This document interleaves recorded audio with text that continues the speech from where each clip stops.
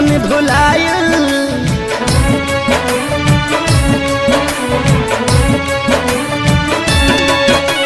छूट गईल धभाइल मंगल चांद के मिशन भुलायल। कुदरत के आगे देखा विज्ञान भी बौना हो गईल। भगवान के हाथ के कठपुतली इंसान खिलौना हो गई। भगवान के हाथ के कठपुतली इंसान खिलौना हो गई।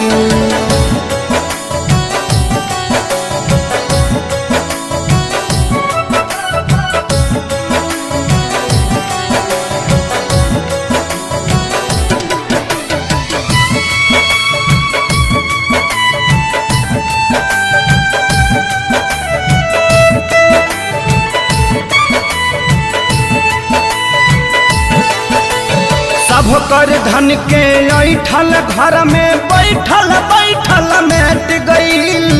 बड़का बड़का वीर भूपति के विपत्ति से जब भेंट भइल।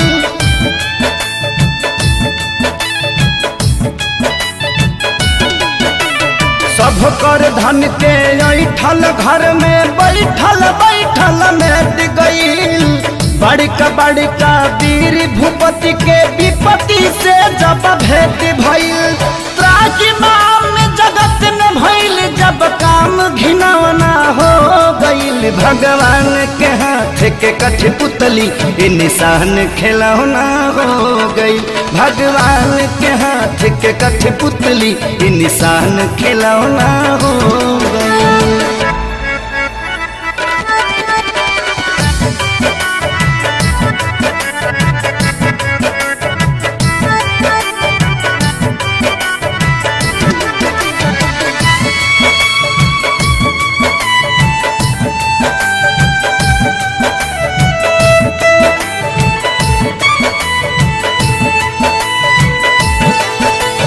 माथी पकैसन मौत नाचे देखनी जब नजार हो।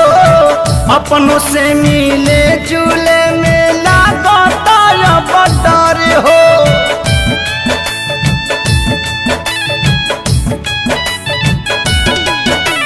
माथी पकैसन महुअत नाचे देखनी जब नजार हो।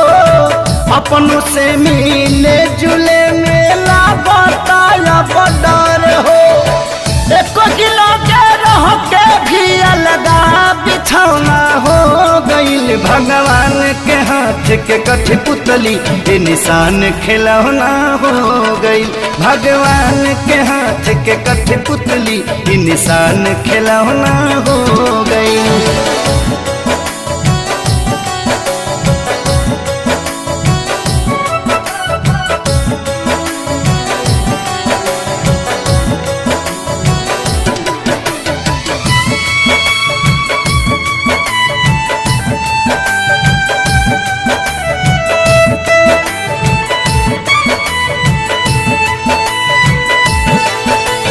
राजा के हथवा जोड़त देखनी प्रजा से करत गोहार हो।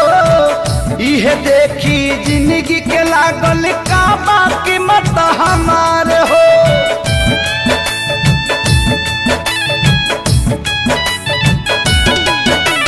राजा के हथवा जोड़त देखनी प्रजा से करत गोहार हो। इहे देखी जिंदगी के लागल का बाकी मत हमारे हो।